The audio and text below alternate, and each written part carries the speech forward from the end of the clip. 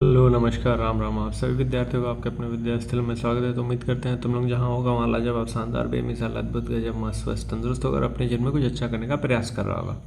तो जो आज का वीडियो है इसमें हम लोग क्या देखने वाले हैं, तो कल हम लोग देख लेते वैल्यू ऑफ जी, मतलब कैपिटल जी का भी वैल्यू देख लेते, स्मॉल जी का भी वैल्यू देख लेते। अब हम लोग को देखना है कि जो जी है, स्मॉल जी है, मतलब स्मॉल जी मतलब ग्रेविटी जो है किन किन चीज़ों पे डिपेंड करता है। एक्सेलरेशन ड्यू टू ग्रेविटी या फिर ग्रेविटी कह लें, ये किन किन चीज़ों पे डिपेंड करता है या फिर कहाँ कहाँ कैसे कैसे वेरी करता है। तो हम लोग क्या बात करना, वेरिएशन इन जी।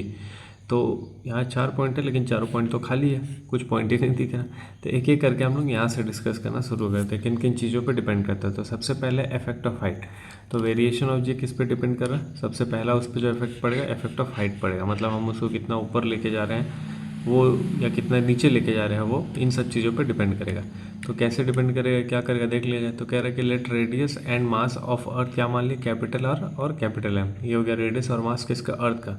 जी क्या हो गया, जी हो गया एक्सेलरेशन ड्यू टू ग्रेविटी किसी पॉइंट ए पे सरफेस पे। ठीक है, अब देखो फिगर बना हुआ, फिगर से समझा जाए। ये हो गया अपने पास अर्थ, ठीक, ये हो गया अपने पास अर्थ। अब ये जो अर्थ है, अर्थ का रेडियस क्या है, कैपिटल आर, ये जो दिया हुआ है यहाँ पे, और मास क्या है, कैपिटल एम। ठीक है, यहाँ पे किसी चीज़ को रखा गया है इस ए पॉइंट पे जहाँ पे एक्सेलरेशन ड्यू टू ग्रेविटी क्या है, जी है। ठीक, अब इसको हम क्या कर रहे हैं, इसको एच हाइट तक लेके जा रहे हैं, क्योंकि इफेक्ट ऑफ हाइट देखना हमको। तो एच हाइट तक लेके गए किस पॉइंट पे, बी पॉइंट पे, वहाँ पे ग्रेविटी क्या लिखते हैं, जी डैश। ठीक है, अब वो जी डैश कितना होगा, ज़्यादा होगा कम होगा, यही अपने को निकालना है। तो सबसे पहले जो जी होगा, मतलब on the surface of the earth जो अपने पास ग्रेविटी होगा वो क्या हो जाएगा, वही हो जाएगा capital G mass upon R square. कहाँ से आए, तो कल हम लोग फॉर्मूला देखे थे वहीं से लिख दिए बोला। तो capital G mass of earth और आर का स्क्वायर। ठीक है, इसके बाद क्या करें, अब हम लोग क्या निकालेंगे, जी डैश का value. G dash is acceleration due to gravity at point B h height पे। उस समय जी डैश क्या लिखेंगे, तो वही लिखेंगे जी एम, तो जी एम हो गया। अपॉन में क्या हो जाएगा, आर प्लस एच का स्क्वायर, तो आर प्लस एच का स्क्वायर। ठीक है, ये क्लियर है दोनों। अब हम लोग क्या कर ले, दोनों को डिवाइड कर ले, क्योंकि वैल्यू कंपेयर करना है ना, तो डिवाइड करेंगे। तो यहाँ डिवाइड के सेकेंड बाई फर्स्ट को, तो जी डैश अपॉन जी हो गया, जी एम अपन मतलब सारा वैल्यू रखे, तो यहाँ से ए मार देंगे, यहाँ बचेगा जी डैश अपॉन में जी, और ये बचा। अब यहाँ पे अगर हम लोग जी डैश का वैल्यू लिखने जाएंगे तो कैसे लिखेंगे, तो देखो जी डैश का वैल्यू लिखना अपने को, क्योंकि जी डैश ही निकालना है, ग्रेविटी एच हाइट पे कितना वही निकालना अपने को। तो यहाँ से आर स्क्वायर कॉमन लेंगे, क्यों, आर को मारने के लिए। तो आर स्क्वायर कॉमन ले लिया, आर को मार दिए, तो बचेगा क्या, जी को इधर भी ले आ दिया। तो जी डैश का जो वैल्यू बच रहा है वो हो गया जी अपॉन में 1 प्लस एच अपॉन आर का स्क्वायर, या फिर g dash is equals to g 1 plus h upon r का -2। तो दोनों तरीके से लिख सकते हैं, ये लिख लो चाहे ये लिख लो। तो ये आ गया अपने पास जी का वैल्यू। तो अब देखो है क्या, जी डैश जो है, जो नया ग्रेविटी आ रहा है वो क्या है, ग्रेविटी बाई कुछ है, मतलब जो नया ग्रेविटी है एच हाइट पे, उसमें जो सरफेस पे ग्रेविटी है उसको हम किसी चीज़ से डिवाइड करें। तो जब किसी चीज़ से डिवाइड करें तो कहीं ना कहीं ये वैल्यू, मतलब जो अपने पास सरफेस पे वैल्यू था उसको हम किसी चीज़ से डिवाइड करें तो भाई कम ही आना है। तो जो जी डैश होगा वो कम आएगा, मतलब जैसे जैसे हम एच हाइट पे ऊपर जाएंगे तो ग्रेविटी का वैल्यू डिक्रीज करेगा।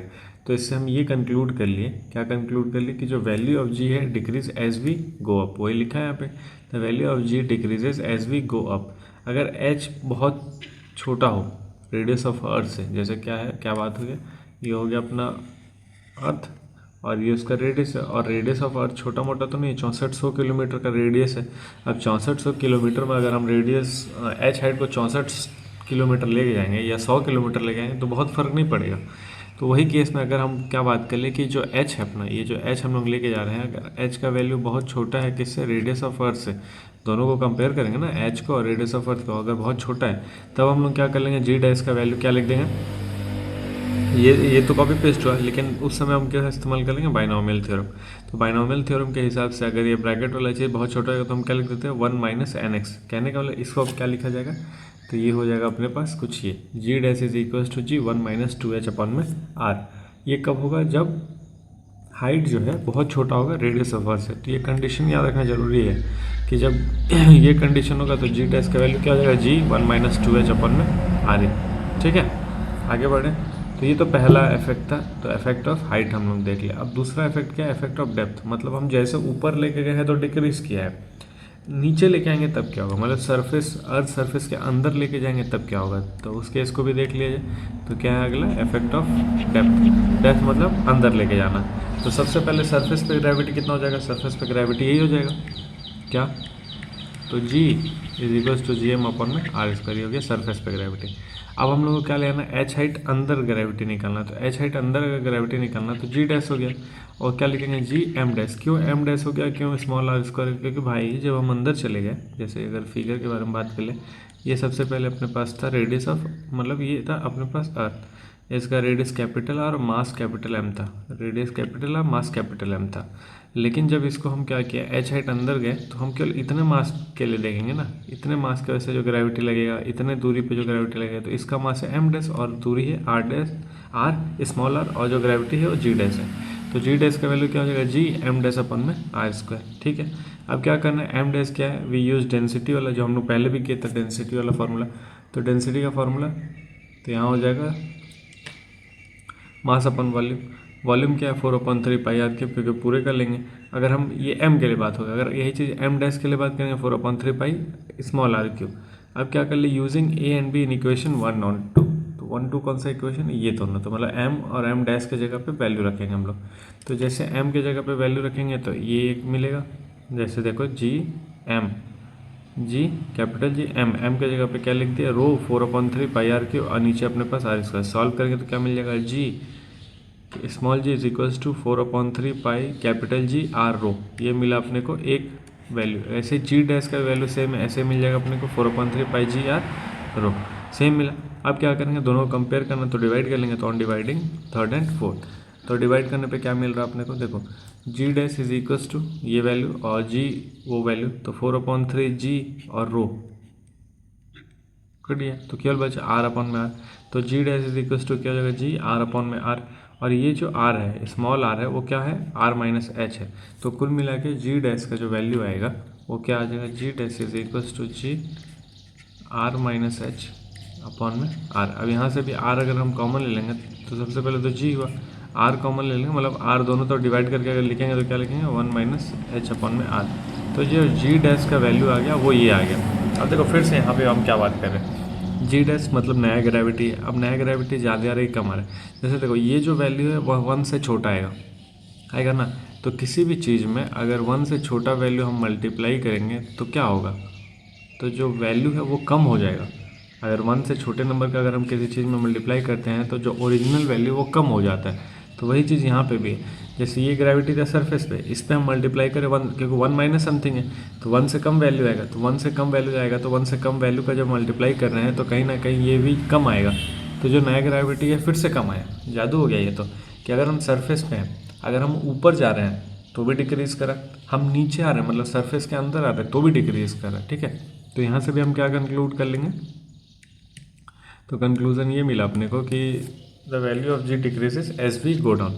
तो यहाँ पे भी जैसे जैसे अंदर जा रहे तो भी डिक्रीज़ करो, और डिक्रीज़ होने वाला क्या फॉर्मूला है, तो ये फॉर्मूला हो गया अपने पास डिक्रीज़ होने वाला। ठीक, आगे बढ़े हम लोग, जी एट सेंटर, मतलब ऐसे डिक्रीज, मतलब ऐसे चलते चलते हम लोग कहाँ पहुँचे, अगर हम लोग सेंटर पे पहुँचे, सेंटर ऑफ अर्थ पे पहुँचे, मतलब उस केस में क्या हो जाएगा, आर का जो वैल्यू है, जो हम लोग ये जो एच ले रहे हैं, एच क्या था, तो देख लो एच क्या था कि एच हम लोग सरफेस से कितना अंदर गए थे, सरफेस से हम लोग जो अंदर जा रहे हैं वो एच है। अब हम लोग एच को किससे रिप्लेस कर देंगे, कैपिटल आर से। तो जब एच कैपिटल आर के बराबर हो जाएगा, कहने का मतलब h is equals to R, ये हो जाएगा एट सेंटर। तो जो जी डैश हो जाएगा वो जी 1 माइनस आर अपॉन आर हो जाएगा। आर अपॉन आर कहने का मतलब 1 माइनस 1 0, तो मतलब क्या हो जाएगा, ग्रेविटी एट सेंटर क्या हो जाएगा 0। तो वहाँ पे ग्रेविटी फील ही नहीं होगा। जब ग्रेविटी एट सेंटर अगर हम लोग बात करेंगे तो वहाँ ग्रेविटी फील ही नहीं होगा। तो from above two situation we have g maximum on the surface. तो दोनों केस में हमको क्या मिला, अगर हम लोग सरफेस के लिए बात करें, कहने का मतलब ये अर्थ हो गया।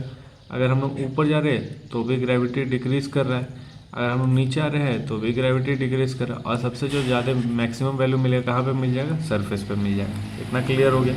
ठीक, अब क्या बात कर ले,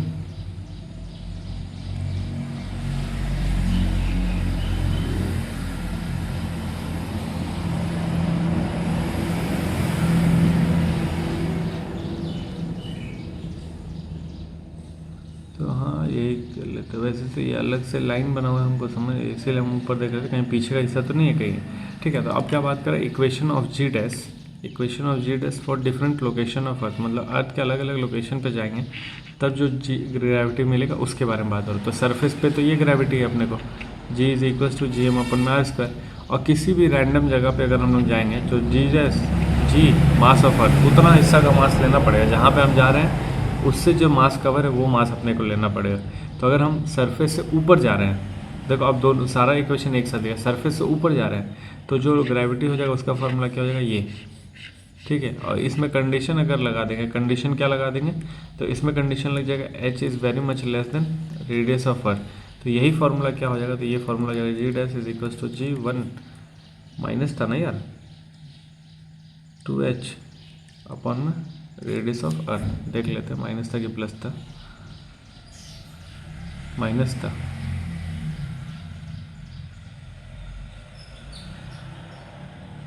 ठीक है, ये माइनस के स्क्वायर होगा, यहाँ माइनस होगा, ताकि तभी तो बाइनोमियल थ्योरम इस्तेमाल करके यहाँ -2h हो जाएगा। ठीक है, उसके बाद अगर हम लोग बिलो मतलब अर्थ सरफेस के अंदर जा रहे हैं, सरफेस से अंदर जा रहे हैं, तो उस केस में जी डैश क्या हो जाएगा, तो जी डैश का फॉर्मूला ये हो जाएगा। ठीक है, मतलब सिंपल ग्रेविटी का फॉर्मूला ये हो जाएगा जी एम अपॉन में आर क्यूब और आर हो जाएगा। और अगर हम लोग बात कर लेंगे क्या एट सेंटर, मतलब या फिर इसको हम ये बोल सकते हैं, ये देखो दोनों में रिलेशन क्या है, तो यहाँ पे रिलेशन है आर से, कितने दूरी पे हम जा रहे हैं, यहाँ पे भी रिलेशन है रेडियस ऑफ अर्थ से। ठीक, इसमें हम लोग क्या ले लिए, तो इसमें जी डैश का वैल्यू कंपेयर कर लिए सीधा सीधा जी से, क्या हो जाएगा, यहाँ पे कंपैरिजन वैल्यू, यहाँ कैपिटल जी से वैल्यू, यहाँ पे कंडीशन क्या लगेगा, तो यहाँ पे कंडीशन लग जाएगा जब h is equal to radius of earth हो जाएगा, तो उस केस में जी डैश मिलेगा वो क्या मिलने लगेगा अपने, ज़ीरो मिलने लगेगा। तो सब याद रखना पड़ेगा कि जी डैश कैपिटल जी के साथ ये रिलेट करता है, जी डैश स्मॉल जी के साथ ये रिलेशन है, जी डैश कंडीशन के साथ ये रिलेशन है। तो तीनों जो वैल्यू है वो या फॉर्मूला है वो याद रखना पड़ेगा, कौन से कंडीशन में कौन सा फॉर्मूला इस्तेमाल करना है, क्योंकि जो ग्रेविटेशन चैप्टर बहुत कुछ ये नहीं है कि बहुत सोचना विचारना, इसमें केवल फार्मूला बेस्ड न्यूमेरिकल्स आएगा, क्वेश्चन दे दिया रहेगा उसके बेस पे फार्मूला इस्तेमाल करना और आंसर ले आना, कोई ऐसा बहुत हार्ड चैप्टर नहीं है। ठीक है, अब हम लोग बात कर ले क्या तीसरा है effect of shape of earth. तो जो ग्रेविटी का इफेक्ट है वो शेप ऑफ अर्थ के वजह से भी पड़ता है, तो अब कैसे इफेक्ट पड़ता है, क्या इफेक्ट पड़ता है वो भी देख लीजिए। शेप ऑफ अर्थ कहने का क्या मतलब है कि जो अपना हम लोग अर्थ बनाते हैं वो अर्थ एक्चुअल में वैसा नहीं है, अर्थ थोड़ा सा ओवल शेप में है, कहने का मतलब अर्थ थोड़ा सा इस तरीके का है, ऑरेंज जो तुम लोग सुनता होगा ऑरेंज वो इस तरीके का। ठीक है, मतलब ये हो गया कि अगर हम लोग बात करने जाएंगे ये उसका रेडियस है, ठीक, ये उसका एक रेडियस है और ये डायमीटर और ये भी एक डायमीटर है, तो ये वाला जो डायमीटर है ये ज़्यादा इलोंगेटेड है इसके कंपैरिजन में, कहने का मतलब इसको हम लोग बोलते हैं इक्वेटर। तो ये जो इक्वेटर वाला लाइन है, ये जो इक्वेटर वाला लाइन है वो ज़्यादा है, कहने का मतलब अगर हम इसको बोल देंगे रेडियस ऑफ इक्वेटर और इसको हम बोल देंगे रेडियस ऑफ पोल, तो अगर कंपेयर करने जाएंगे तो जो रेडियस ऑफ इक्वेटर है वो ग्रेटर देन है किससे, रेडियस ऑफ पोल से। अर्थ का शेप ऐसा है, दो पूरे सर्कुलर शेप में नहीं है, थोड़ा सा दबा हुआ है ऊपर से, जब दबा हुआ है तो जो पोल का रेडियस है वो छोटा हो जाता है किससे, इक्वेटर के रेडियस से, तो मतलब radius of equator greater than radius of pole हो गया। ठीक है, ये होता है इक्वेटर वाला हिस्सा और ये होता है पोल वाला हिस्सा। तो अगर जब radius of equator greater than radius of pole हो गया, मतलब यहाँ पे इसका रेडियस बड़ा हो गया, इसका रेडियस कम हो गया, तो जो ग्रेविटी है इक्वेटर पे वो लेस देन हो जाएगा ग्रेविटी ऑफ पोल, क्योंकि हम लोग क्या देखें जितना जितना हाइट इंक्रीज करेगा उतना डिक्रीज होता जाएगा, तो जो ग्रेविटी है इक्वेटर पे वो कम फील होगा एज कम्पेयर टू पोल पे। मतलब वही कोई व्यक्ति अगर इक्वेटर पे खड़ा है, मतलब कोई व्यक्ति है जो इक्वेटर पे है तो उसको एक अलग ग्रेविटी यहाँ फील होगा, और वही व्यक्ति अगर पोल पे आ जाए तो उसको एक अलग ग्रेविटी फील होगा। और दोनों में डिफरेंस क्या, तो इक्वेटर पे ग्रेविटी उसको ज़्यादा मतलब इक्वेटर पे ग्रेविटी उसको कम लगेगा एज कम्पेयर टू पोल के, पोल पर उसको ग्रेविटी ज़्यादा फील होगा और इक्वेटर पे कम, क्यों, क्योंकि रेडियस के डिफरेंस की वजह से। अब इसमें अगर हम लोग बात करें जी का फॉर्मूला क्या होता है, तो जी का फॉर्मूला होता है जी एम अपन में आर स्क्वायर। अगर हम आर को बढ़ाएंगे, मतलब आर को अगर हम चेंज करेंगे, मतलब आर को अगर बढ़ाएंगे तो ये वैल्यू डिक्रीज होगा, तो वही बात यहाँ लिखा है कि अगर हम लोग आर को इंक्रीज करेंगे तो जी डिक्रीज होगा। तो अगर रेडियस ऑफ इक्वेटर इंक्रीज कर रहा है तो जो जी का वैल्यू डिक्रीज करेगा, मतलब जो ग्रेविटी यहाँ इक्वेटर पे फील होगा वो अलग होगा और ग्रेविटी पोल पे अलग होगा, ग्रेविटी इक्वेटर पे कम फील होगा as compare to gravity of pole. ये सिंपल चीज़ था, लॉजिकल चीज़ था, कोई बहुत बड़ा चीज़ नहीं था ये। ठीक है। अब हम लोग यहाँ पे बात कर ले, क्या बात कर रहे हैं, नोट में कुछ लिखा हुआ है कि but there is a difference between experimental observation and calculated expression, in order to justify it there is a new effect which is rotation of earth. लेकिन ये जो बात हम लोग कर रहे थे, देखो अभी हम लोग थोड़ी देर पहले ये भी बात किए थे कि अगर जो आर है वो वेरी मच लेस देन है, या हम लोग एच बोल रहे थे, जो एच है very much less than R radius of earth से, तो बहुत ज़्यादा फर्क नहीं पड़ने वाला है भाई। हम लोग सरफेस ही कंसिडर करेंगे, तो वही बात यहाँ हो रहा कि जो रेडियस ऑफ पोल है और रेडियस ऑफ इक्वेटर है, जैसे मान लो अगर एक बात हम कह रहे हैं, हम पोल है 6400 किलोमीटर रेडियस, तो यहाँ हो सकता है कितना हो जाए 6500 किलोमीटर। अब एग्जैक्ट हमको याद है कि अनुमानित बता रहे हैं, अप्रॉक्सीमेट, तो ये बहुत ज़्यादा फर्क नहीं है दोनों में। तो जब बहुत ज़्यादा फर्क नहीं है तो ये कंडीशन लगे और ये कंडीशन लगे तो दोनों ग्रेविटी सेम ही मान लेते हैं हम लोग। तो एक्चुअल में ये जो डिफरेंस आता है, मतलब ये जो माना जाता है कि पोल और इक्वेटर पर जो ग्रेविटी का डिफरेंस है वो एक्चुअल में शेप की वजह से नहीं है, वो एक्चुअल में है रोटेशन ऑफ अर्थ की वजह से। अब उसी रोटेशन ऑफ अर्थ की वजह से जो ग्रेविटी में डिफरेंस आता है वो अब हम लोग देख लिए। वैसे ये तो है नहीं सिलेबस में, लेकिन हम लोग अब पढ़ रहे हैं रीज़न, तो पढ़ लेते हैं इसको भी। तो अब क्या अपने पास effect of rotation of earth, इससे क्या फ़र्क पड़ता है ग्रेविटी पे, मतलब अगर कोई चीज़ घूमेगा तो क्या उस पर ग्रेविटी का कोई फ़र्क पड़ेगा, तो देख लिया जाए भाई। तो जैसे मान लो ये अपना क्या हो गया, अर्थ जो कितने स्पीड से घूम रहा है, तो एंगुलर वेलोसिटी ओमेगा से घूम रहा है, ठीक है। अब हर एक पार्टिकल आर दूरी पे ये है, कैपिटल आर दूरी पे ये है, मतलब ये यहाँ से यहाँ अगर हम ले लें तो स्मॉल आर ले लें, यहाँ से यहाँ ले लें तो कैपिटल है, क्योंकि रेडियस हो गया, ठीक है। अब अंदर की तरफ एक फोर्स लगेगा जिसको सेंट्रीपिटल फोर्स बोलेंगे, देखो centrifugal force m r omega square लग रहा है। बाहर की तरफ वो एक बाहर की फोर्स, एक अंदर की तरफ सेंट्रीपिटल, बाहर की तरफ सेंट्रीफ्यूगल, बैलेंस करता है ना एक दूसरे को फोर्स। तो जैसे मान लो ये अर्थ है, अगर अर्थ घूम रहा है, यहाँ पे कोई चीज़ है, तो इसके ऊपर बाहर की तरफ जो फोर्स लगेगा वो होगा सेंट्रीफ्यूगल, और अंदर की तरफ जो लगेगा वो होगा सेंट्रीपिटल फोर्स, ठीक है। मैग्नीट्यूड दोनों का सेम होगा, क्योंकि सरफेस पे बना हुआ, ना अंदर जा रहा ना बाहर फेंक आ रहा, तो मैग्नीट्यूड दोनों का सेम हो जाएगा।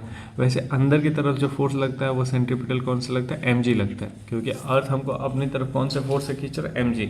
तो सेंट्रीपिटल एक नाम है, वहाँ फोर्स कुछ भी हो सकता है, वो टेंशन भी हो सकता है। हम लोग बात किए थे अला बात कि अगर अंदर की तरफ कोई फोर्स लग रहा है तो बस उसको हम बोलेंगे सेंट्रीपिटल, वैल्यू उसका कुछ भी हो सकता है। उसी तरीके से बाहर की तरफ जो फोर्स लग रहा है, इसको काउंटर करने के लिए तो देखेंगे क्या क्या चीज़ का लग रहा है। तो यहाँ पे ये घूम रहा है, तो घूमने की वजह से एम आर ओमेगा स्क्वायर होगा, और अगर हम लोग एग्जैक्ट बीच में ले रहे हैं तो वो radius of earth capital R ले लेंगे, ठीक है।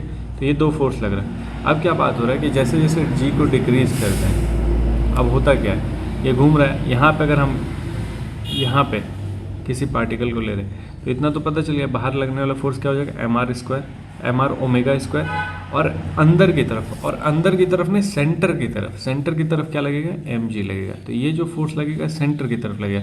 अब इसी का फ्री बॉडी डायग्राम यहाँ बनाते हैं हम लोग।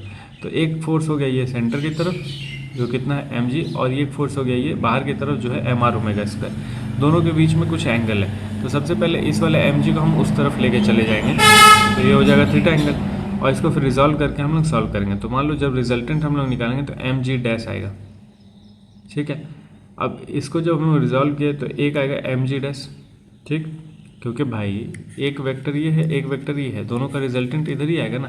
तो वो जो रिजल्टेंट है उसी के बारे में बात हो रहा है, मतलब इन एक वेक्टर को रिजॉल्व करके दो वेक्टर आता है, या फिर दो वेक्टर का कंबाइन करके एक वेक्टर आता है, तो कैसे आ रहा है उसी के बारे में बात हो रहा है।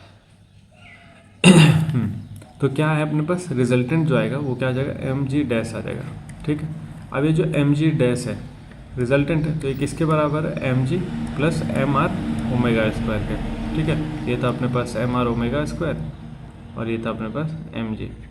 अब रिजल्टेंट एम जी डैश कैसे है, तो भाई रिजल्टेंट जो है, जैसे मान लो ये दोनों फोर्स था, तो रिजल्टेंट जो हम इधर ले रहे हैं तो कहीं ना कहीं हम सरफेस पे ले रहे हैं, तो सरफेस पे ग्रेविटी लगना, तो इसलिए हम उसको क्या बोलते हैं, एम जी डैश। तो उस मतलब इस पॉइंट पे कोई ऑब्जेक्ट होगा, मास तो मास ही रहना है, लेकिन उस पॉइंट पे ऑब्जेक्ट होगा तो उस पर जो ग्रेविटी लगना वो जी डैश लगना, इसलिए इसको जी डैश बोल दे।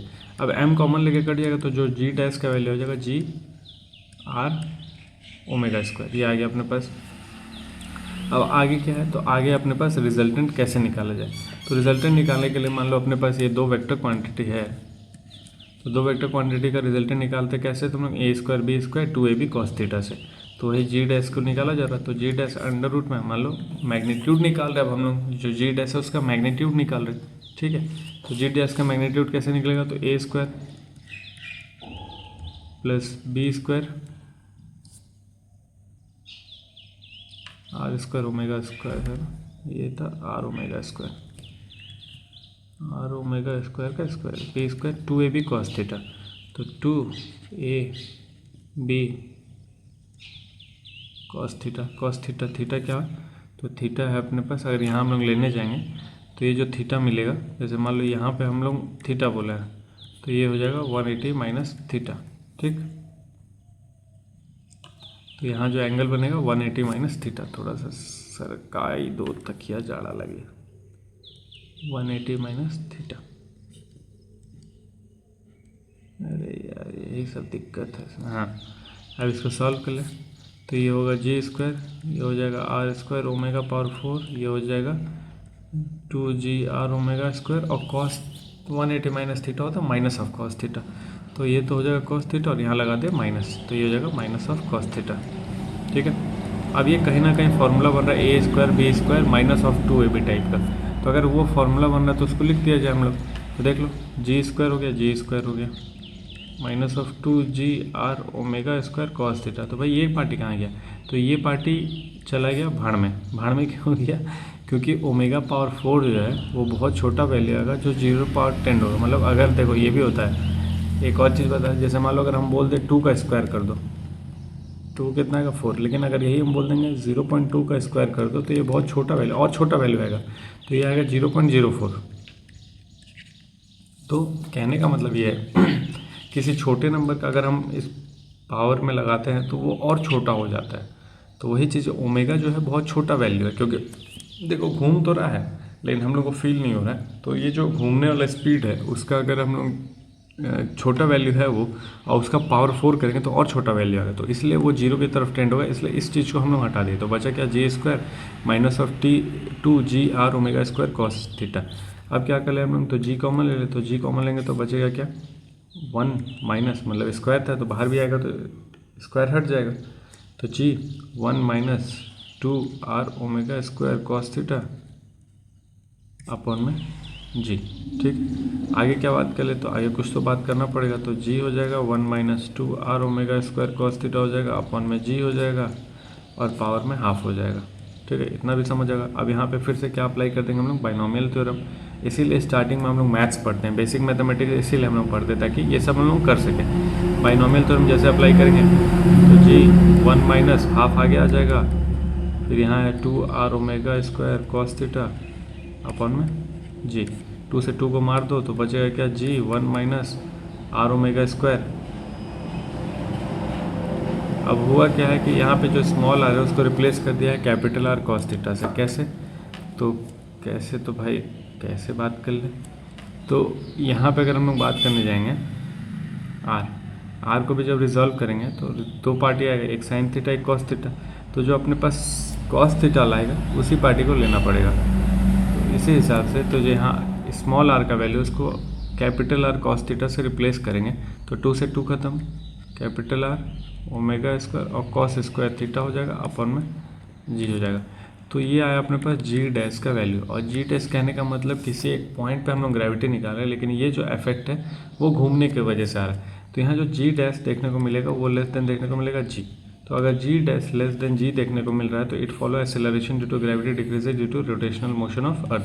तो यहाँ से भी हम क्या कंक्लूड कर सकते हैं कि यहाँ से ये कंक्लूड कर सकते हैं कि जो अर्थ घूम रहा है उसकी वजह से भी जो ग्रेविटी वो डिक्रीज करता है, ठीक। तो इसीलिए जो जी है पोल पे और इक्वेटर पे एज विथ रोटेशन। तो अगर ग्रेविटी हम निकालने जाएंगे कहाँ पे, पोल पे और इक्वेटर पे, तब क्या देखने को मिलेगा, तो अगर हम पोल पे निकालने जाएंगे तो थीटा क्या हो जाएगा 90 डिग्री। तो थीटा अगर 90 डिग्री हो जाएगा तो जी डैश किसके बराबर हो गया, जी के बराबर, कहाँ पे, पोल पे।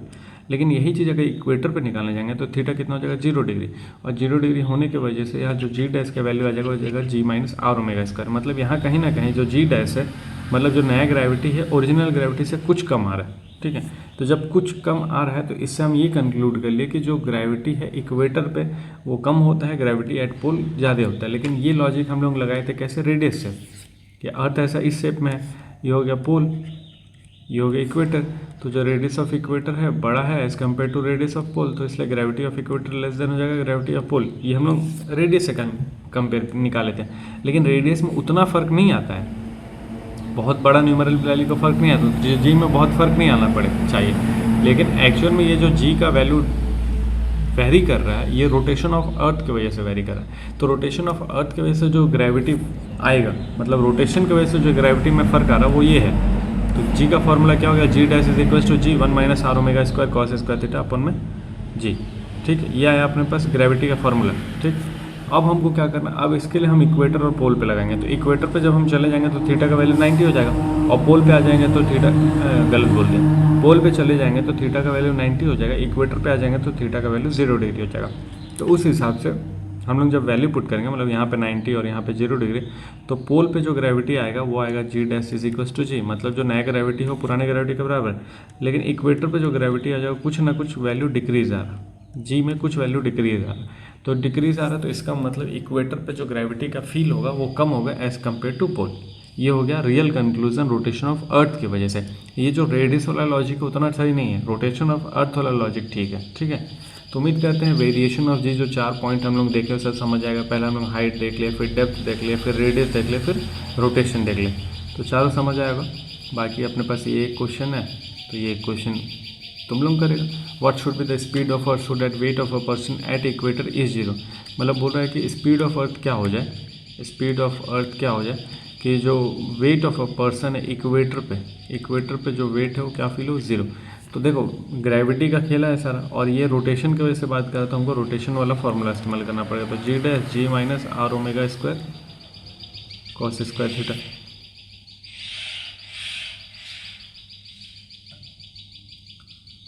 ठीक है, ये simple formula g dash is equal to g r minus r omega square cos square theta.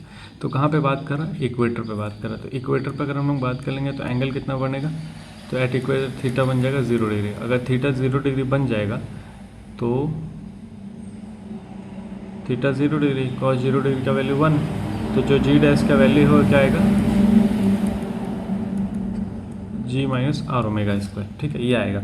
और बोल रहा है कि क्या फील करना, वेटलेसनेस फील करना। तो वेटलेसनेस फील करना तो क्या स्पीड होना चाहिए, तो अगर वेटलेसनेस फील करना इक्वेटर पे तो ये ग्रेविटी का कोई इंपैक्ट नहीं होना चाहिए। तो कोई इंपैक्ट नहीं होना चाहिए तो यहाँ क्या लिख देंगे 0, ये हो जाएगा जी माइनस आर ओमेगा स्क्वायर। यहाँ से हमको क्या फाइंड करना, स्पीड ऑफ अर्थ, तो ओमेगा का वैल्यू फाइंड करना। तो आर ओमेगा स्क्वायर जी बराबर हो गया, ठीक है, इसको इधर लेके आए, ओमेगा फाइंड करना तो जी अपॉन में आर हो गया और साथ में अंडर रूट। तो जो ओमेगा हो जाएगा, ओमेगा मतलब रोटेशन ऑफ अर्थ हो जाएगा, वो रोटेशन ऑफ अर्थ इतना अगर होगा, इस वैल्यू में अगर होगा, तो जो भी व्यक्ति इक्वेटर पे खड़ा है तो उसको वेटलेसनेस फील होगा, मतलब कोई ग्रेविटी ही फील नहीं होगा। कहाँ, जब इक्वेटर पे खड़ा रहेगा इतने स्पीड से अगर अर्थ घूमेगा। तो अब यहाँ पे टाइम पूछ लिया क्या टाइम लगेगा, मतलब टाइम पीरियड अगर पूछ लिया जाए तो टाइम पीरियड क्या हो जाएगा, तो टी का फॉर्मूला होता है 2π/ओमेगा।